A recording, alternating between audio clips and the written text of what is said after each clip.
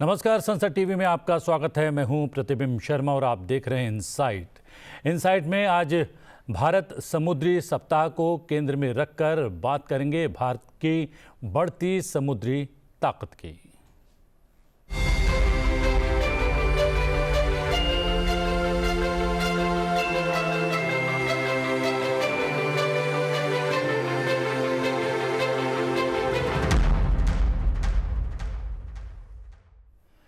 भारत समुद्री सप्ताह का महत्व समुद्री क्षेत्र के विकास, साझेदारी को बढ़ावा देने और भारत को एक वैश्विक समुद्री केंद्र के रूप में स्थापित करने में है। ये शिपिंग, बंदरगाहों, जहाज निर्माण और नीली अर्थव्यवस्था के प्रमुख हितधारकों को एक मंच पर लाता है, जिससे निवेश के अवसरों को बढ़ावा मिलता है और टिकाऊ समुद्री भविष्य के लिए संवाद और नीतिगत पहल को प्रोत्साहन मिलता है। यह आयोजन भारत के समुद्री क्षेत्र में प्रगति को प्रदर्शित करता है और स्मार्ट पोर्ट्स, डिजिटल लॉजिस्टिक्स और हरित प्रौद्योगिकी जैसी पहलों को बढ़ावा भी देता है। पूरे विषय को जानने समझने की कोशिश करेंगे विशेषज्ञों के माध्यम से और उनका परिचय करवा देता हूं मैं आपसे। संजय बंदोपाध्याय, पूर्व अध्यक्ष भारतीय अंतर्देशीय जलमार्ग प्राधिकरण, हमारे साथ जुड़े हुए हैं वर्चुअली। आपका बहुत बहुत स्वागत है संजय जी। और हमारे साथ राकेश सिंह भी हैं, वर्चुअली जुड़े हैं, ये भी अध्यक्ष हैं भारतीय तटीय जहाज मालिक संघ के। आप दोनों का बहुत बहुत स्वागत है। अगर इस पूरे आयोजन को देखें, बहुत वृहद आयोजन है। इस वर्ष के आयोजन में 100 से ज़्यादा देशों के 350 से ज़्यादा वक्ता, 500 से ज़्यादा कंपनियां और 1 लाख से ज़्यादा प्रतिनिधि हिस्सा ले रहे हैं। आयोजन का इतना बड़ा स्केल है कि भारत के समुद्री क्षेत्र में बढ़ते प्रभाव का ये पूरा कार्यक्रम एक परिचायक भी बन गया है। संजय जी, क्या आप भी ये मानते हैं? जी, ये जो है काफ़ी सालों से शुरू हुआ था। आई थिंक ये 3rd या 4th है। बीच में कोविड के कारण डिजिटली हुआ था।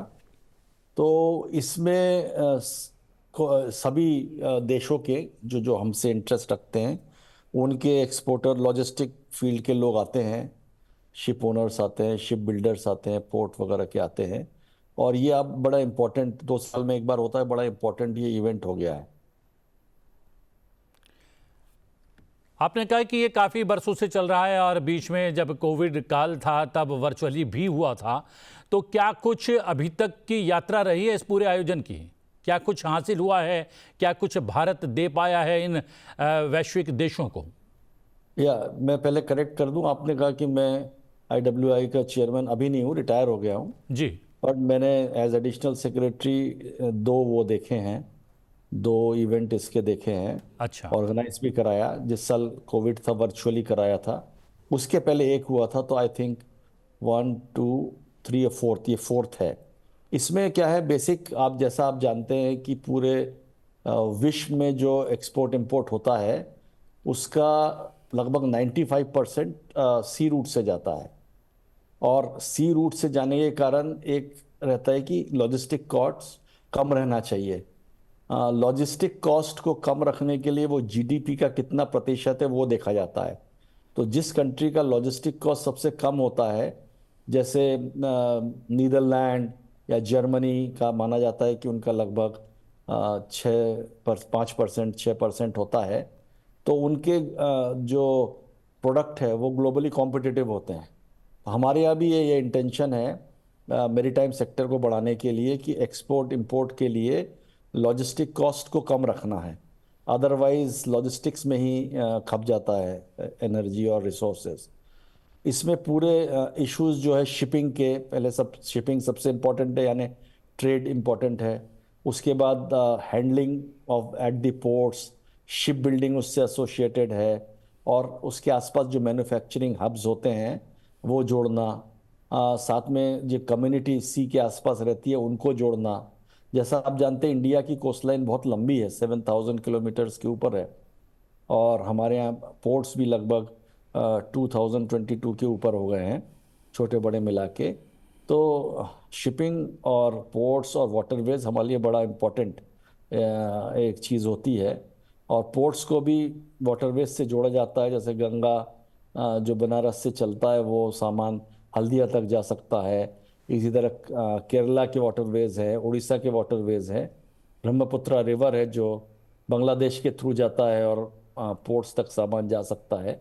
इसी तरह से ये पोर्ट शिपिंग एंड वाटरवेज बड़ा इंपॉर्टेंट सेक्टर है, और इसमें सबको जोड़ने के लिए, आगे का फ्यूचर प्लान बनाने के लिए, नए चीज़ें इम्प्लीमेंट करने के लिए ये मैरीटाइम कॉन्क्लेव कराया जाता है। राकेश सिंह जी, संजय बंदोपाध्याय पूर्व अध्यक्ष भारतीय अंतर्देशीय जलमार्ग प्राधिकरण के लिए कार्यरत रहे हैं। लंबे समय तक उन्होंने इन आयोजनों को बहुत निकट से देखा है और बारीकी से उसकी जानकारी भी हमारे साथ साझा की है। क्या आपको भी कभी अवसर मिला है इस आयोजन से जुड़ने का, और इस पूरे वृहद आयोजन को किस रूप में देखते हैं, क्योंकि ये भारतीय तटीय जहाज मालिक संघ से जुड़े हुए हैं? धन्यवाद प्रतिम जी। बंदोपाध्याय जी नमस्कार जी। जब आप मिनिस्ट्री में एडिशनल सचिव थे और नए नए आए थे तो सौभाग्य मिला था आपसे बहुत इंटरेक्शन करने का, और बहुत सारे मुद्दे जो है शिपिंग से, जनरल और कोस्टल शिपिंग से जुड़े हुए हमारी आपकी बातचीत होती रही है इसमें, और आपका बड़ा सहयोग रहा है इसमें। और बाद में जब आप इंडियन वाटरवेज अथॉरिटी में भी थे चेयरपर्सन, तब भी काफी मौके मिले। तो मैं इससे पहले शुरुआत करूं सर, पहले मैं ये कहना चाहूंगा कि जब हम ये बात कर रहे हैं और जब ये उत्सव, मैरीटाइम उत्सव जो मुंबई शहर में मनाया जा रहा है, उसी वक्त हमारे पूर्वी तट पर मोथा साइक्लोन जो है वो battering the coast of east coast of India. तो हमारी प्रार्थना वहां पर जो जहाज हैं, वहां पर जो लोग तट पे रहते हैं, उनकी सुरक्षा को लेकर है, वो सुरक्षित रहे। तो मैं शुरुआत वहां से करना चाह रहा था। मैरीटाइम इंडिया वीक, जैसा संजय जी ने कहा कि चौथा अवसर है, बीच में कोविड में थोड़ा सा वो उसमें अवरोध रहा, लेकिन फिर भी हुआ था। पर आपको इस वक्त इस शहर में यहाँ होना चाहिए ये देखने के लिए, तब आपको विश्वास होगा कि क्या बज़, क्या एक्साइटमेंट और क्या ऑप्टिमिज्म है भारत के मैरीटाइम सेक्टर को लेकर। ये सिर्फ भारत की मैरीटाइम क्षमता को लेकर ही नहीं है, भारत की ताकत या शक्ति को लेकर नहीं है, ये भारत की क्षमता का प्रदर्शन भी है। और जो सबसे बड़ा फोकस है, ये भारत की क्षमता को लेकर है आने वाले वर्षों में। और इस प्रोग्राम के आयोजन से ये भी दिखता है कि भारत सरकार और उसकी जो एजेंसियां हैं वो कितनी प्रतिबद्ध हैं कि भारत को इस क्षेत्र में आगे लेकर जाने का है। तो जहां तक आंकड़ों का प्रश्न है सर, तो भारत की कोस्ट लाइन या तट को अब 11,000 किलोमीटर हो गया। पहले 7,500 हुआ करता था, बट नए आंकड़ों के हिसाब से अब 11,000 किलोमीटर के आसपास भारत का तट हो गया है। और 1.5 ट्रिलियन टन्स ऑफ कार्गो जो है वो इंडियन पोर्ट हैंडल कर रहे हैं इस वक्त। इसमें करीब करीब आधी भागीदारी जो मेजर पोर्ट या जो सरकार के नियंत्रण में पोर्ट है उनके पास है, और आधी प्राइवेट पोर्ट के पास या नॉन मेजर पोर्ट के पास है। तो इसलिए इस इवेंट में भागीदारी जो है प्राइवेट और गवर्नमेंट की, पब्लिक और प्राइवेट भागीदारी को भी प्रदर्शित किया गया है। और 100 देशों से लोग आए हुए हैं जिनका हमारे से इंटरेस्ट जुड़ा हुआ है और जो हमसे इंटरेस्ट जोड़ना चाहते हैं। तो बहुत सारे मुद्दे इसमें जो है जिन पर विचार विमर्श होगा, बहुत सारे अनुबंध भी इसमें साइन किए जाएंगे। जहां तक मेरा अनुमान है कि आंकड़ा कह रहा है कि 10 लाख करोड़ तक के निवेश की संभावना जो है बन रही है इसमें।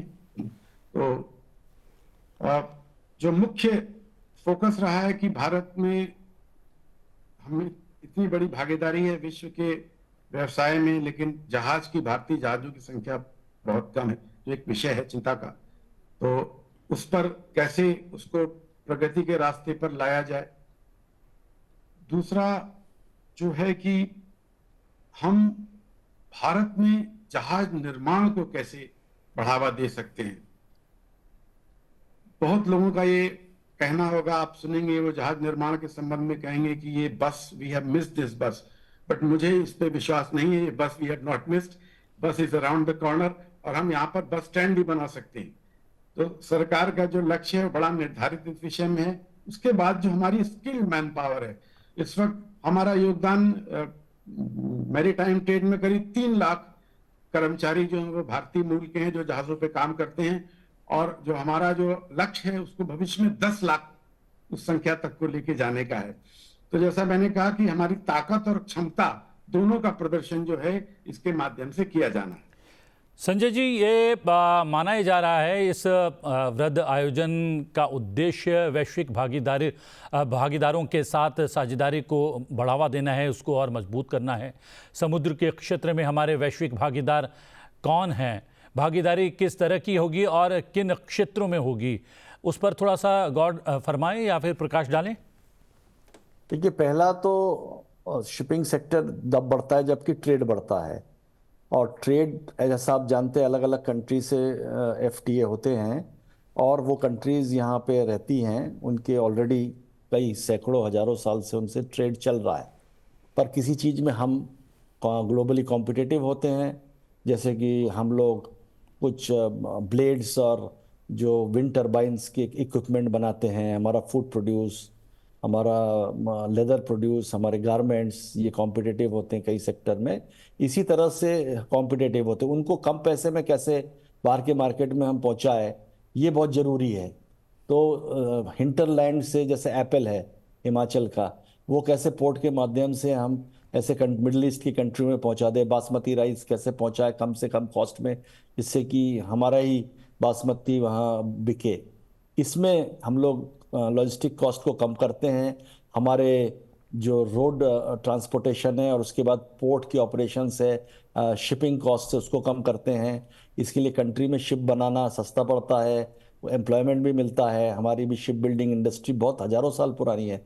हमारी जो लकड़ी के ये कोस्टल शिपिंग के सिंह साहब है, ये जानते हैं, हमारे डोज गुजरात में बनते थे और ये हज़ारों साल से Mombasa, coast to coast Mombasa तक जाते, अफ्रीका तक जाते थे। इनफैक्ट मोम्बासा पोर्ट बनाने में हमारे गुजरात के लोगों ने ही मदद करके उसको बनाया था। हिस्ट्री में आप देखें तो अफ्रीका को मदद किया है। तो इसी तरह से नेक्स्ट शिप बिल्डिंग उससे जुड़ा हुआ है। कोस्टल शिपिंग तो रहा ही है, मैंने जैसे बताया, न केवल कंट्री के तट पे कोस्टल शिपिंग इम्पोर्टेंट रही, हम लोग मिडिल ईस्ट से होते हुए अफ्रीका के बॉर्डर तक गए और यहाँ इंडोनेशिया तक गए हैं, शिपिंग करते हुए अपने सामान को पहुँचाना और वहाँ के सामान को लाना। इसके साथ पोर्ट्स का ऑपरेशन बेस्ट करना, बेस्ट इन दी वर्ल्ड होना, उसमें टर्नओवर टाइम को कम करना, उसको हिंटरलैंड से जोड़ने के लिए रेल और रोड से जोड़ना जिससे कि कॉस्ट कम रहे, वाटरवेज से जोड़ना। वाटरवेज ने पिछले सालों में काफ़ी सरकार के पुश के कारण काफ़ी उन्नति की है, उसमें कार्गो फ्रेट और टूरिज़्म बहुत बड़ा है। इसी तरह से एक बड़ा सेक्टर जो है वो इसमें आता है। और क्रूज़ टूरिज़्म भी बहुत पॉपुलर हुआ है। बहुत सारे क्रूजेस हमारे इंडियन पोर्ट्स में कॉल करते हैं, टूरिज्म से बहुत पैसा आता है। कई कंट्रीज तो टूरिज्म के बल पे ही रहते हैं। तो टर्मिनल्स बनना प्राइवेट सेक्टर के पीपीपी में, पोर्ट्स पीपीपी सेक्टर में बनना, इस तरह से बहुत सारे नए काम हो रहे हैं। और इस मैरीटाइम वीक में नए आइडियाज़ आते हैं, नए कंट्रीज़ के साथ एमओयूज़ होते हैं, उनके साथ आदान प्रदान होता है, जिससे कि हमारे यहाँ मैरीटाइम इकोनॉमी को और बढ़ोतरी मिलती है। राकेश जी, अभी G20 की बात है, जब भारत ने उसकी अध्यक्षता की थी और भारत में ही जो है आयोजित हुआ था, उसमें भारत से लेकर यूरोप तक एक इकोनॉमिक कॉरिडोर बनाने का निर्णय हुआ था। बहुत सारे देश उसमें सम्मिलित हैं। उसमें यूं तो सभी वेज जो हैं शामिल रहेंगे ट्रांसपोर्टेशन के, लेकिन वाटरवेज का उसमें बहुत ही महत्वपूर्ण स्थान है। क्या उसको लेकर भी इस जो है मैरीटाइम वीक में कुछ निर्णय हो सकते हैं, कुछ साझेदारी आगे बढ़ सकती है क्या? या मैरीटाइम वीक में वाटरवेज तो अलग होते ही हैं, उसमें अलग डिस्कशन होते ही हैं। वाटरवे का हमारा गंगा है, वहाँ ब्रह्मपुत्र है, नॉर्थ ईस्ट पहले से नॉर्थ ईस्ट का टी उसके थ्रू आता था वाया बांग्लादेश। तो बांग्लादेश और इंडिया वाटरवे के थ्रू जुड़ा है। हमारे सामान वहाँ जाते हैं और इंडिया का सामान बांग्लादेश से आता है। तो वाटरवे जहाँ जहाँ है, एक तो है हमारे यहाँ पे रिवर्स बहुत ज़्यादा पेरिनियल होती नहीं है। रेनी सीजन में वाटर ज़्यादा होता है, पर जैसे रेन ख़त्म हो जाते हैं वाटर कम होने लगता। फिर भी जहाँ पे होता है उनको फुल यूज़ किया जाता है।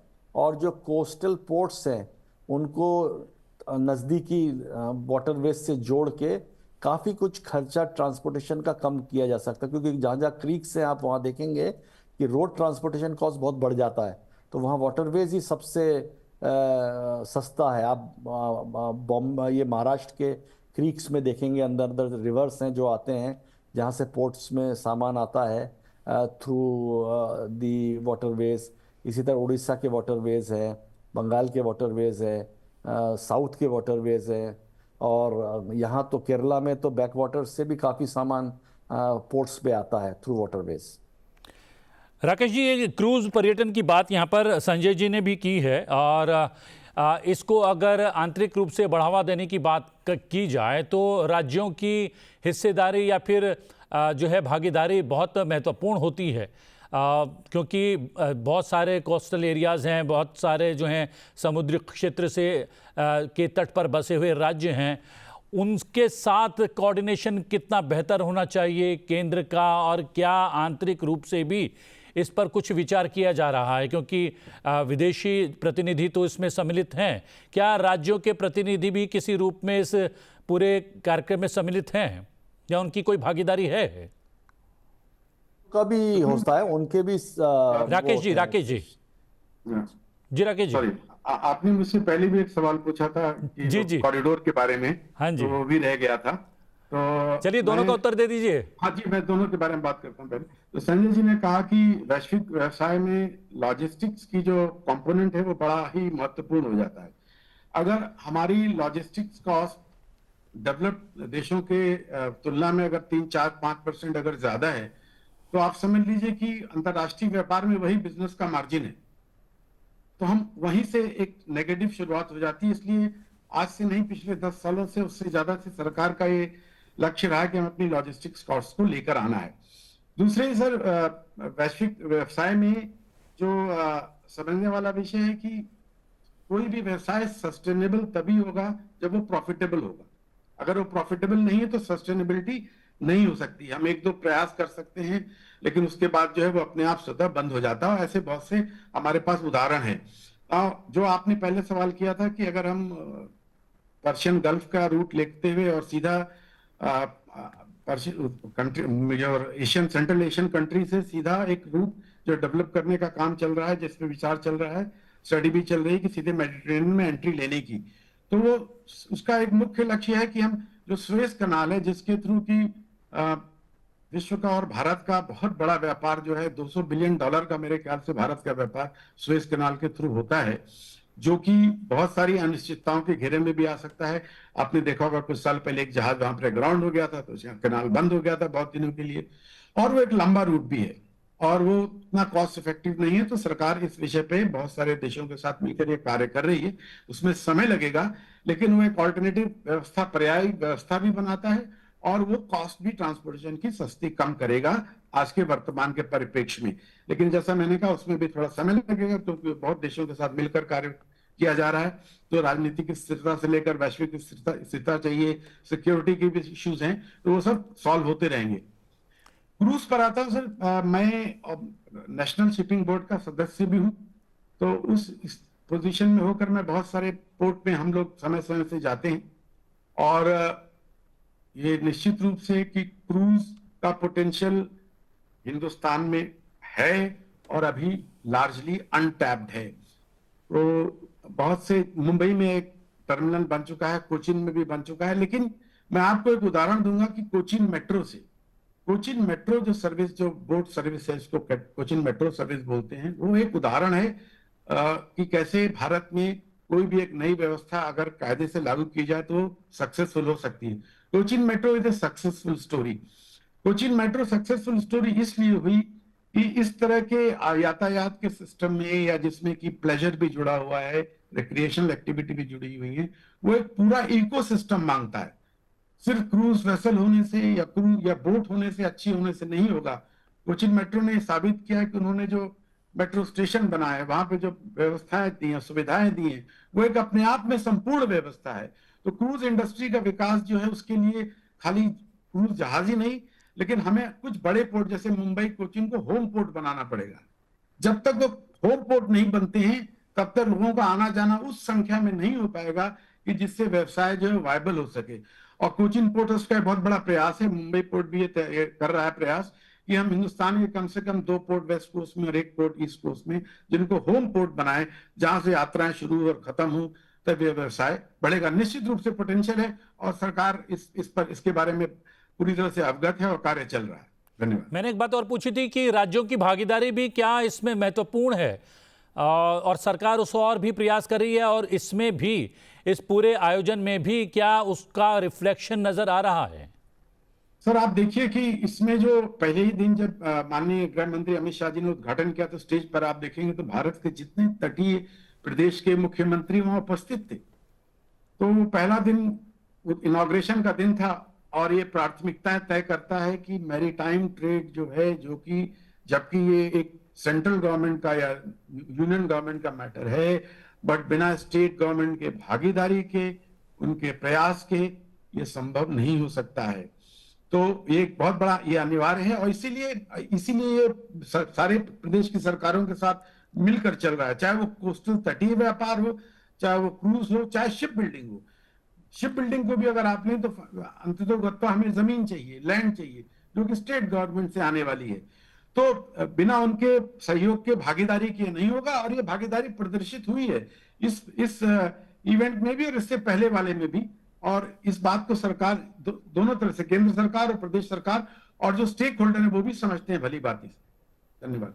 संजय जी, ये अलंग में जो है जहाज़ों को, देश विदेश के जहाज़ों को बरसों से तोड़ा जा रहा है, लेकिन जो है नए जहाज़ों के निर्माण की बात यहाँ पर राकेश जी ने उठाई थी, उसको लेकर क्या कुछ चुनौतियाँ आ रही हैं हमारे सामने, और उस पर कुछ काम भी चल रहा है क्या? देखिए, पहली चीज तो जहाज बनाने की बात है, तो जहाज हमारे डिमांड के हिसाब से हम लोग जहाज पहले बाहर से खरीदते थे, पर ओवर द इयर्स एक शिप बिल्डिंग का स्कीम चलता है सब्सिडाइज करने का, वो सक्सेसफुल रहा है। अभी तो एक बड़ा डिक्लेरेशन हुआ है शिप बिल्डिंग में, जिससे कि इसमें इम्पेटस मिलेगा और शिप बिल्डिंग के लिए हमारी जो कोचिन शिपयार्ड है या दूसरे गोवा शिपयार्ड और दूसरे डिफेंस के शिपयार्ड है, वहाँ बाहर की कंट्री के लोग, हमारे इंडियन तो क्या, बाहर के कंट्रीज के शिप ओनर्स भी शिप बना रहे हैं। कोचिन शिपयार्ड ने नॉर्वे के लिए फुली ऑटोनोमस इलेक्ट्रिक शिप्स बनाए हैं, और जब से उन्होंने जो इंडिजिनस एयरक्राफ्ट कैरियर बनाया, सबसे बड़ा प्रोजेक्ट था, और भी डिमांड उनकी बढ़ती जा रही है। उन्होंने अपना कॉस्ट काफ़ी हद तक चाइना के जो कॉस्ट वर्ल्ड में चीपेस्ट माना जाता वहाँ तक लाने की कोशिश की है। उसके कारण JSW ने अपने शिप्स बनाने के ऑर्डर भी कोचिन शिपयार्ड को दिए हैं। और इस सब्सिडी स्कीम या फाइनेंशियल असिस्टेंस स्कीम कहना चाहिए, सब्सिडी वर्ड ठीक नहीं है, उसके आते चलते ज़्यादा से ज़्यादा शिप ओनर्स इंडिया में ही शिप बनाएंगे और इससे बहुत लोगों को एम्प्लॉयमेंट मिलेगा। जो अलंग की बात आपने की है, वो फ़ायदा होता है कि हमारे पास जो ये यार्ड्स बन गए हैं, उसमें इक्विपमेंट है, और पहले गवर्नमेंट तो नहीं थी, प्राइवेट लोगों ने अपने एंटरप्रेन्योरशिप से इसको बनाया। उससे हमें बहुत सस्ते दाम पे स्टील और दूसरी चीज़ें मिलती है। और हमारे यहाँ स्टील इंडस्ट्री बड़ा वाइब्रेंट है। कई कंट्रीज है जहाँ स्टील नहीं है, जैसे बांग्लादेश में, तो वो डिपेंडेंट है शिपयार्ड्स पे जहाँ पे रिसाइकल होते हैं। पर हमारे यहाँ पे ये ऐड करता है कुछ हद तक स्टील की डिमांड, और बहुत सारे इक्विपमेंट उससे निकलते हैं, इलेक्ट्रिकल और हाउस होल्ड और दूसरे तरह के। तो वो भी एक वाइब्रेंट सेक्टर है जो सेल्फ एस्टेब्लिश्ड है वहाँ के एंटरप्रेन्योर्स के दौरान, और बहुत पॉपुलर है और बढ़ रहा है। राकेश जी, अगर बात की जाए इस पूरे आयोजन की, और माना जा रहा है इसका एक प्रमुख उद्देश्य भारत को एक वैश्विक समुद्री केंद्र के रूप में स्थापित करना है, कितनी संभावनाएं देखते हैं आप इसकी? मैं एक तो पहले थोड़ा सा शिप बिल्डिंग और अलंग के विषय को भी थोड़ा सा, अगर समय होगा तो इजाजत होगी तो मैं करूंगा, लेकिन पहले आ जाता हूँ वैश्विक परिप्रेक्ष्य में देखने के लिए। सर, इसमें संभावना ही संभावना है। अगर आप इस क्षेत्र के भूगोल को देखें तो आप सभी इससे परिचित हैं, और दर्शकों को बताना चाहूंगा कि पूरे पूर्वी एशिया का, जापान से, चाइना से लेकर और पश्चिम की तरफ जाने वाला, यूरोप की तरफ सुएज कनाल या गल्फ की तरफ सारा जाने वाला ट्रेड जो है, व्यवसाय जो है, जो जहाजों के माध्यम से होता है, वो भारत के तट से मुश्किल से 50-100 माइल दूर से सारे जहाज गुजरते हैं। तो ये एक बहुत ही महत्वपूर्ण ट्रेड रूट है वर्तमान में, और वहां पर भारत का अपना उपस्थिति होना, भारत का एक नेट सिक्योरिटी प्रोवाइडर भी होना, एक बहुत बड़ा भारत का इसमें रोल है, और जो आने वाले समय से बढ़ता रहेगा। और इंडिया इस क्षेत्र में, जो कि हम बे ऑफ बंगाल और अरब सागर है या इंडियन ओशन स्टेट है, इसमें फर्स्ट रिस्पॉन्डर भी है। किसी भी तरह के कंटिंजेंसी या इमरजेंसी सिचुएशन में अगर जहाज आते हैं तो भारत की नेवी और कोस्ट गार्ड फर्स्ट रिस्पॉन्डर है। तो ये पूरा इकोसिस्टम है जहां पर नेवी, कोस्ट गार्ड और ऑफ कोर्स मर्चेंट फ्लीट भी इसका हिस्सा है। तो ये संभावनाओं से ही भरा हुआ है, और ये बढ़ने जा रहा है आने वाले समय में, जैसे जैसे वैश्विक व्यवसाय जो बढ़ेगा। लेकिन सर, मैं एक और विषय पे पहले टच करना चाहता हूं, जो संजय जी ने भी कहा कि प्रधानमंत्री जी और हमारे माननीय मंत्री जी सोनोवाल साहब का भी एक मानना है कि भारत की आर्थिक व्यवस्था 5 ट्रिलियन, 6 ट्रिलियन, 10 ट्रिलियन डॉलर बढ़ती जाएगी हर वर्षानुवर्ष, लेकिन रोजगार भी उत्पन्न करना उतना ही महत्वपूर्ण है। आर्थिक व्यवस्था 10 से 30 ट्रिलियन डॉलर की भी हो जाए, अगर रोजगार नहीं होगा तो फिर वो एक अपने आप में विरोधाभास खड़ा करता है। तो इसके लिए सर, इस क्षेत्र में वो देखना भी है, जो देख रही है सरकार, कि हम तरक्की भी कर रहे हैं और रोजगार भी जो है पैदा करते जाएं। इसलिए शिप बिल्डिंग जो है वो एक बहुत बड़ा विषय है, और इस सरकार ने इसको समझ लिया और निर्धारित कर लिया है, और इस पे पुरजोर तरीके से काम हो रहा है, जिसको अलंग भी एक हिस्सा है। अलंग जो शिपयार्ड की आपने बात की सर, तो अभी हमने एक Hong Kong convention international TTA sign किया है, और हमारे जितने बड़े अलंग यार्ड हैं अब उनसे सर्टिफाइड है, जहां पर शिपयार्ड शिप्स जो है बड़े ही सुरक्षा के ध्यान से उनको वहां पे स्क्रैप किया जाएगा। आइडिया ये है कि हम European, American, Japanese ship owner को यहाँ अट्रैक्ट करना चाहते हैं कि आप यहाँ पूर्ण व्यवस्था है जो अंतरराष्ट्रीय मानकों के हिसाब से जहाजों का डिमोलिशन करती है। और प्लस स्टील के क्षेत्र में संजय जी ने कहा ऊर्जा सबसे बड़ा निर्धारक है, तो पुरानी स्टील को रिसाइकिल करने में ऊर्जा की जो कम लागत है वो एक बहुत बड़ा आकर्षण है। Ship building, sorry sir please.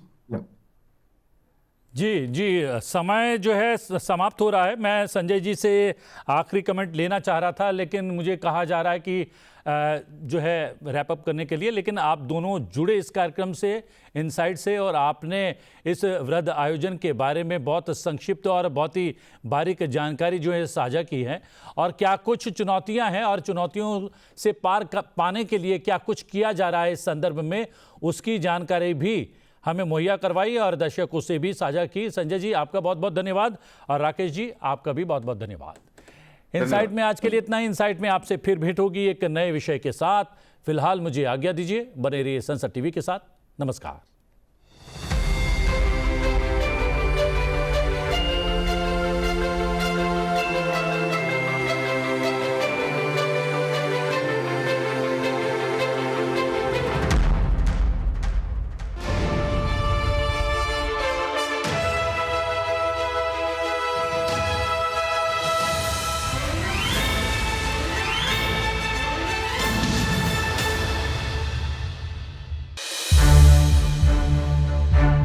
To watch more programs of Sansad TV, subscribe to our YouTube channel and don't forget to like and share them.